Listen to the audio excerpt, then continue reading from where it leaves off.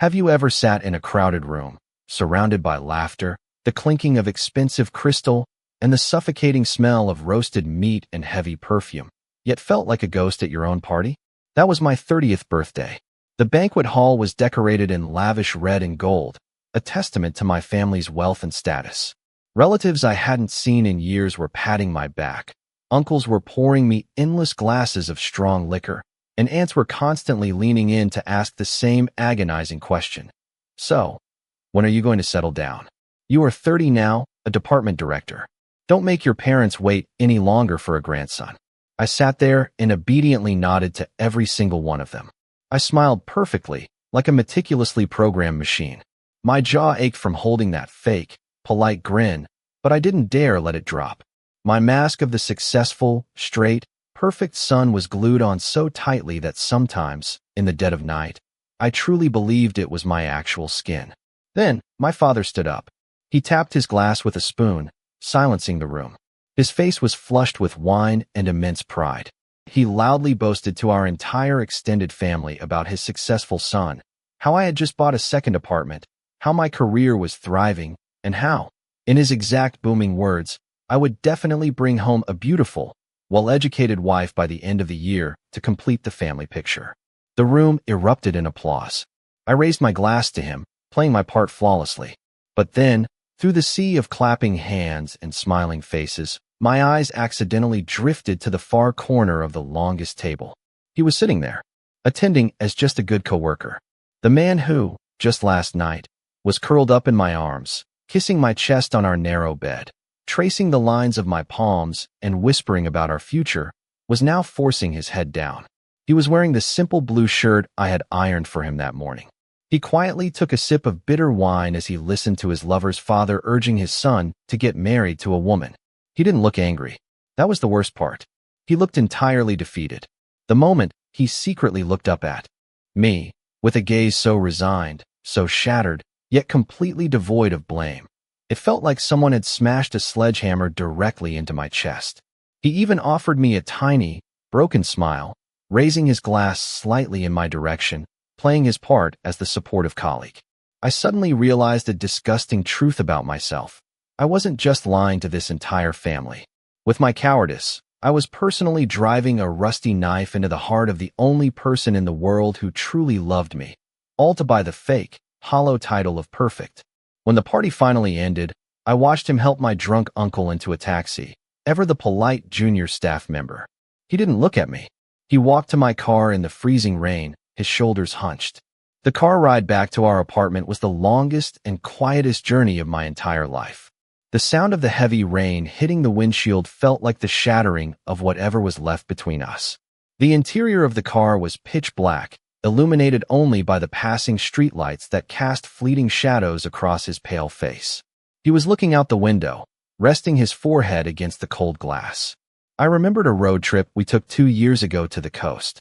It rained just like this, but back then, his hand was warmly intertwined with mine over the center console, and we were singing loudly to some terrible pop song on the radio. Now, the space between us felt like a massive, unbridgeable canyon. I reached out, my fingers trembling, wanting to hold his cold hand, wanting to apologize for putting him through tonight. But as my fingers brushed his knuckles, he gently pulled his hand away and tucked it deep into his coat pocket. A soft, silent rejection, but it cut sharper than a serrated knife. He didn't cry. He didn't yell. He didn't demand an explanation. That resigned silence was crueler than any words of hatred. It was the silence of a man who had finally given up. As I drove, my mind flashed back to 3 years ago, the day he first walked into my life and turned my carefully constructed, sterile world upside down. He was a new junior designer, and I was the strict, unapproachable project manager. Everyone at the office feared me. They saw a cold, ruthless boss who cared only about numbers and deadlines. But he just saw right through my heavy, intimidating defenses. He was the one who stayed late in the empty office to help me organize endless files without complaining. He was the one who noticed I skipped lunch and silently placed a hot cup of coffee and a sandwich on my desk when I was too stressed to breathe. He was the one who, piece by piece, slowly tore down the massive concrete walls I had spent decades building around myself to keep the world out. I vividly remembered the first time I kissed him. It was late November, in the dim, flickering light of the company's empty underground parking lot. We had just finished a grueling project. I was exhausted, and as he handed me my car keys, our fingers lingered. I looked at his gentle eyes, and before I could let my rational, fearful brain stop me, I leaned in. I was terrified. I was trembling so hard, expecting him to push me away in disgust, expecting my career and reputation to end right there. But instead, he dropped the keys. He pulled me closer, wrapping his warm arms around my shaking shoulders, and whispered against my lips that I was safe. For 3 years since that night, our tiny, rented apartment was my only sanctuary in a world full of expectations. Outside those walls, I was the perfect son, the ruthless boss, the man who had it all figured out. But inside here, in the safety of his arms, smelling his familiar cedarwood cologne, I was just a tired, vulnerable soul. I was allowed to be weak. I was allowed to cry when the pressure was too much. I was allowed to just be me, without any labels, without any masks. And he protected that sanctuary with everything he had. I thought about all the times he sacrificed his own dignity to protect my secret. The times female colleagues would openly flirt with me at company dinners, and he would have to sit there, forcing a laugh and agreeing that I was such a great catch for any lucky girl. The times we ran into my relatives at the mall, and he immediately took a step back, pretending to be just a guy asking for directions. He swallowed his pride, his jealousy, and his right to be loved openly, all because I told him I needed more time. All because I was too terrified to disappoint my parents. And now, because of my own endless selfishness and pathetic cowardice, I was watching my only sanctuary crumble to pieces right in front of my eyes. We arrived at the apartment complex. The walk from the parking garage to our door was suffocating. When we got inside the dark apartment, neither of us reached for the light switch. The heavy silence continued. He took off his wet coat, threw his tie on the couch, and finally broke the silence. His voice was completely even, devoid of any emotion, echoing in the darkness. "Have you picked a date to meet her yet? The girl your aunt mentioned. Let me know in advance so I can clean up the living room and hide my stuff, just in case her family visits." My heart was crushed into powder. The casualness in his tone was agonizing. I stepped forward, my voice breaking into a pathetic whisper. Please don't do this. Don't talk like that. I'm just doing this to survive them. You know you are the only one I love." He stopped walking. He slowly turned around. The faint, amber street light from the window illuminated half of his face, catching his red, completely exhausted eyes. "Love?" he echoed softly, his voice cracking under the crushing weight of his accumulated pain. "A love where we have to hide in the shadows like criminals? A love where I have to sit at a banquet table and watch the man I have given my heart to smile and nod as his family plans his wedding to a woman? You call that love?" He took a shaky breath, stepping back as if my proximity burned him. "I'm tired. I am so incredibly tired. If we keep doing this, we will destroy each other. The resentment is going to eat us alive. Maybe I shouldn't be here anymore." The moment he turned toward our shared bedroom to pack his bags, the perfect, pristine world I had built officially collapsed. The walls were caving in. I finally forced my heavy, paralyzed legs to move. I pushed open the bedroom door. He had pulled his old suitcase from the closet and was throwing his clothes into it. His hands were shaking violently. He wasn't crying anymore. His face was pale, completely drained of life, like a man marching to his own execution. I rushed forward and desperately grabbed his wrists. "Stop. Please stop," I begged, tears finally spilling over my face, my voice hollow and begging. "Just give me a little more time. Just a few more months. I will figure this out. I will tell them.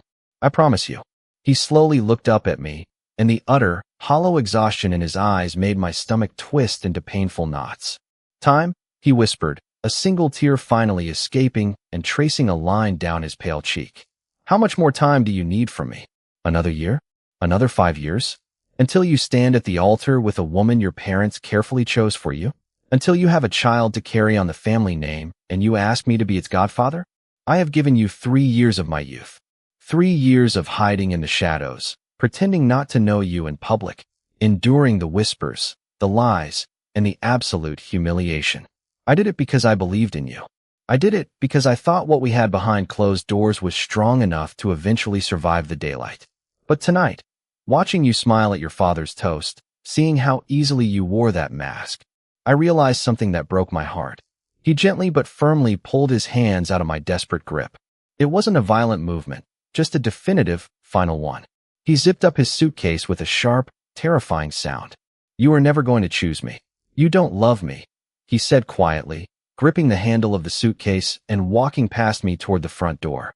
"You love the comfort I provide. You love having a secret escape when the pressure of your perfect life gets too heavy. But you don't love me enough to fight for me." And I finally loved myself enough to walk away. I wanted to scream that he was wrong. I wanted to throw myself in front of the door, lock it, and tell him that he was the only real, breathing thing in my entirely fabricated existence. I wanted to tell him that without him, I was nothing but an empty shell. But the words died in my dry throat. The fear of my parents' disappointment, the fear of losing my status, paralyzed my vocal cords. Because deep down, beneath all my excuses, I knew he was right. I was a coward. A pathetic, terrified coward. I stood frozen in the hallway as he opened the heavy oak door. The cold night air rushed in, mixing with the deafening sound of the pouring rain outside. He stood in the doorway for one last second. He didn't look back. "Goodbye," he whispered into the dark hallway. The door clicked shut. The sound echoed through the empty, silent apartment like a gunshot, signaling the end of my life. I slowly sank to the hardwood floor, pulling my knees to my chest, leaning against the cold wall in the total darkness. The scent of his cedarwood cologne still lingered in the air, a cruel reminder of what I had just let walk away. I sat there in my expensive suit, in my expensive apartment, surrounded by the silence. I had kept my perfect reputation. I had kept my parents' pride. But I had lost the love of my life. The first few days after he walked out that door, I convinced myself it was just a terrible fight. I told my rational brain that he would cool down, that he would realize how much we needed each other, and that he would come back. Every time the elevator chimed at the end of the hall, my heart would stop. Every time a car drove past my window, I held my breath. But the days turned into weeks, and the heavy oak door never opened. The hardest part wasn't the nights, it was the mornings. Waking up in a king-sized bed that suddenly felt like an ocean of freezing water. I would instinctively reach out my arm, expecting to feel the warm, familiar curve of his back, only to grasp empty, cold sheets. I couldn't bring myself to change those sheets. They still held a faint trace of his scent, that mixture of cedarwood and the sweet laundry detergent he always bought. My apartment became a museum of a dead relationship. His blue toothbrush was still sitting next to mine in the glass.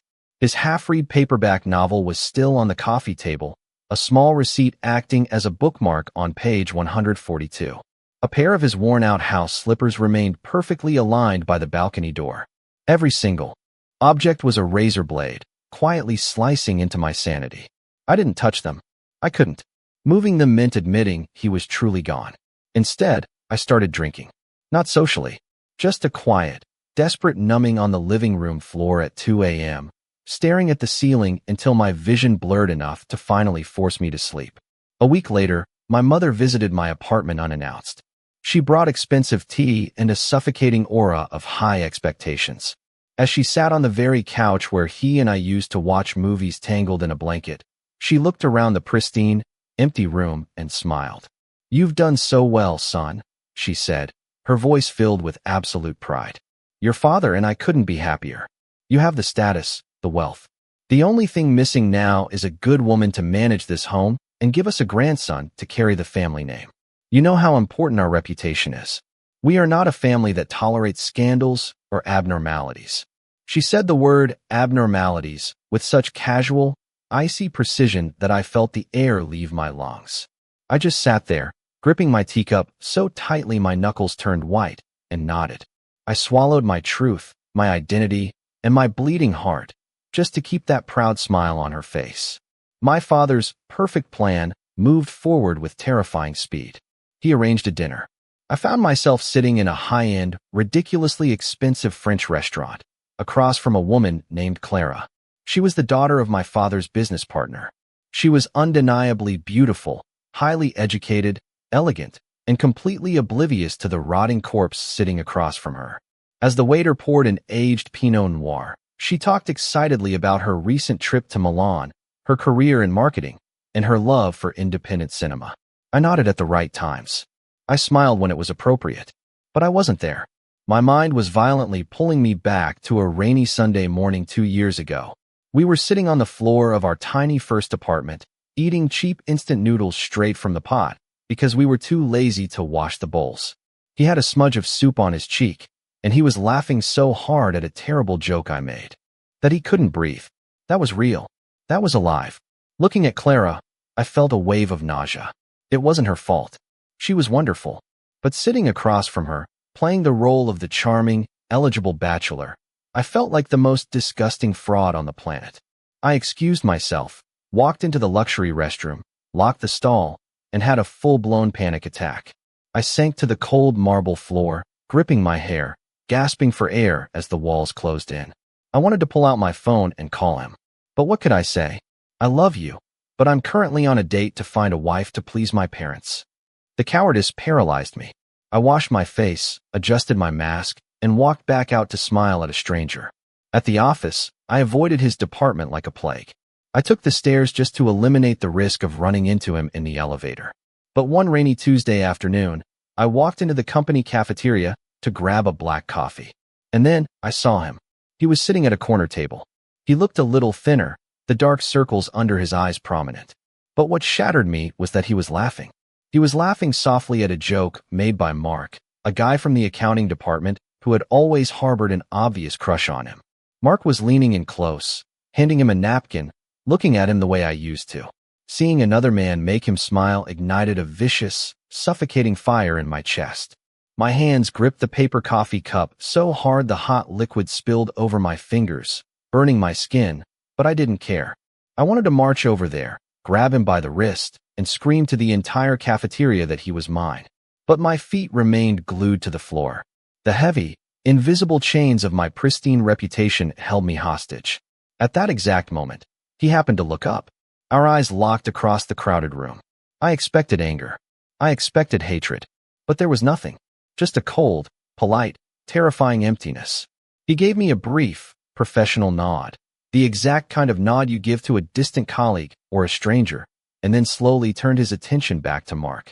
That tiny, polite nod was a bullet straight through my chest. He had let me go. I barely made it back to my private corner office. The moment the glass door closed behind me, my legs gave out. I collapsed onto the floor behind my massive mahogany desk, burying my face in my hands, and finally wept. I wept for the man I loved, for the coward I was, and for the pathetic, miserable life I had chosen. Outside my window, the city moved on, completely unaware of the absolute destruction of my world. It became a sick obsession. On Friday nights, instead of going home, I would drive my expensive car to the cheaper neighborhood he had moved into. I would park across the street from his apartment building in the pouring rain, just staring at the glowing light of his third-floor window. Sometimes, I would see his silhouette moving across the blinds. Once, I saw another, taller shadow join his. They were holding 2 mugs of coffee. My heart stopped. I sat in my freezing car, gripping the steering wheel until my hands cramped, tears blurring the streetlights. I was a pathetic ghost, haunting a life I willingly abandoned. I survived the next 6 months on pure autopilot. Clara and I became the golden couple of our social circle. We started preparing for the inevitable. I remember standing in a luxury boutique, getting fitted for my custom engagement suit. The tailor was pinning the expensive black fabric around my waist, praising my physique, while my mother sat on a velvet sofa, wiping away a happy tear. I looked at myself in the full-length mirror. I didn't see a groom. I saw a man trying on the suit for his own funeral. On a crisp winter evening, under the blinding crystal chandeliers of a 5-star hotel ballroom, with my parents watching proudly from a VIP table, I got down on one knee. The room fell silent. I looked into Clara's hopeful eyes, held out a velvet box containing a massive diamond ring, and recited the lines I had practiced. She covered her mouth, crying tears of joy, and whispered yes. The entire room erupted in thunderous applause. My father beamed, raising his glass, looking like he had just conquered the world. I smiled. It was the same fake, meticulously rehearsed, flawless smile I had perfected over the years. But as the crowd cheered for my picture-perfect life, I realized a terrifying truth. I was dead. The man I used to be. The man who could love. The man who felt warmth. The man who was truly alive in that dim underground parking lot 3 years ago died the moment I let that heavy oak door close. I had officially built the most beautiful, expensive, golden cage in the world. And as the applause washed over me, I knew I had thrown away the key forever. The morning of the wedding, the sky was a heavy, suffocating gray. There was no rain, just a thick, oppressive humidity that made it hard to breathe. I stood in the private dressing room of the city's most historic cathedral, staring at my reflection. I was wearing a custom-tailored white tuxedo. It was the most expensive piece of clothing I had ever owned, yet it felt exactly like a straitjacket. My mother walked into the room. She was practically glowing, dressed in a lavish silk gown, pearls resting against her neck. She walked up behind me, looked at our reflection in the mirror, and gently brushed her hands over my shoulders. "This is the happiest day of my life," she whispered, her voice trembling with genuine emotion. "You did it. You made us so proud. From today on, our family's legacy is secure." I looked at her hands. I looked at her joyful tears. I tried to swallow the massive, jagged lump of glass in my throat. I just nodded. I was a dead man walking to his own execution, and my mother was the one proudly tying the noose. The heavy wooden doors of the cathedral opened. The organ started playing the traditional wedding march, the sound echoing off the high vaulted ceilings, vibrating in my chest. Hundreds of guests stood up. My father, sitting in the front row, gave me a firm, victorious nod. The cathedral was filled with thousands of white lilies. To everyone else, they smelled like romance and pure love. To me, they smelled exactly like a funeral parlor. Clara walked down the aisle. She looked absolutely breathtaking. Her veil cascaded behind her, her eyes shining with pure, innocent hope. She was a good person. She was kind, intelligent, and completely undeserving of the lie she was about to be. Chained to. As she took her place beside me and held my hands, her fingers were warm. Mine were ice cold. The priest began to speak. He talked about commitment, about truth, about building a foundation on absolute honesty. Every word he said felt like a physical lash against my back. I couldn't hear him anymore. The ambient noise of the cathedral faded away, replaced by the deafening sound of my own racing heartbeat. My mind violently snapped back to the underground parking lot, to the smell of cedarwood, to his trembling breath against my lips when I first kissed him. I remembered the tear that fell down his cheek when he zipped up his suitcase and said, "You don't love me enough to fight for me." If anyone can show just cause why this couple cannot lawfully be joined together in matrimony, let them speak now or forever hold their peace. The priest's words echoed through the silent cathedral. I looked at Clara's hopeful smile. Then, I looked at my parents in the front row, brimming with pride. Suddenly, a terrifying, absolute clarity washed over me. If I said, "I do," I wouldn't just be burying my own soul forever. I would be destroying Clara's life. I would be trapping this innocent woman in a loveless marriage, waking up next to a ghost every single day for the rest of her life. My cowardice was about to claim another victim. The priest turned to me. "Do you take Clara to be your lawfully wedded wife?" The cathedral was completely silent. The seconds stretched into eternity. My father leaned forward slightly, waiting for the words that would seal his perfect legacy. I looked down at the expensive gold ring resting in my trembling palm. "I can't," I whispered. The words were so quiet, but in that silent church, they dropped like a bomb. Clara's smile faltered, confusion washing over her features. "What?" she whispered back. I took a step back, dropping her hands. My lungs suddenly expanded. For the first time in my entire life, I took a real breath of air. "I can't," I said, my voice louder, echoing off the stone walls. "I am so sorry, Clara. You deserve someone who can love you entirely. And I am already in love with someone else." I let the gold ring slip from my fingers. It hit the marble floor with a sharp clink, rolling away into the aisle. Total chaos erupted. Gasps echoed through the crowd. Clara burst into tears, covering her face. My mother screamed, clutching her chest as if she had been shot, while my aunts rushed to catch her. My father stood up, his face purple with absolute rage, his veins popping as he roared my name. The perfectly constructed, pristine world of my family shattered into a million irreparable pieces. I didn't stay to watch the fallout. I turned around, tore off the suffocating white bow tie, and ran. I ran down the long aisle, past the shocked faces of my relatives, past the hundreds of white lilies. I pushed open the heavy cathedral doors and ran out into the city streets. The gray clouds finally broke, and a torrential downpour began. I ran through the rain in my expensive white tuxedo, laughing. I was actually laughing. For the first time in 30 years, the mask was gone. I had destroyed my family's reputation. I had lost my inheritance. I had ruined everything. And I had never felt so incredibly alive. I hailed a cab, soaking wet, and gave the driver his address. The entire ride there, my hands shook with adrenaline and desperate hope. I would beg on my knees. I would tell him I finally chose him. I would show him that I burned my entire fake world down to the ground just to stand in his light. The cab stopped in his cheaper neighborhood. I sprinted up the 3 flights of stairs, my heart hammering against my ribs. I reached his door, the same door I used to stare at from my car. I knocked. I knocked again, harder, panting heavily. The door unlocked. But it wasn't him. A middle-aged woman opened the door, holding a cardboard box, looking at my soaking wet, chaotic appearance with deep confusion. "I'm looking for the man who lives here," I gasped out, water dripping from my hair. "Where is he?" The woman gave me a sympathetic, confused look. "Oh, honey, you're too late. The previous tenant moved out yesterday. He got a new job overseas. The landlord said he left for the airport this morning." The world stopped spinning. The adrenaline completely drained from my veins, leaving behind a freezing, hollow void. Did he leave a forwarding address? A number? I begged, my voice cracking. "No," she said softly. "He just left." "I'm sorry." She gently closed the door. The click of the lock echoed in the empty hallway. I slowly sank to the dirty linoleum floor, leaning my back against the door that no longer belonged to him. The rain beat heavily against the hallway window. I had finally found the courage to fight for the love of my life. I had finally chosen him. But I was one day too late. I sat there in my ruined white wedding suit, shivering in the cold stairwell. I had no family to go back to.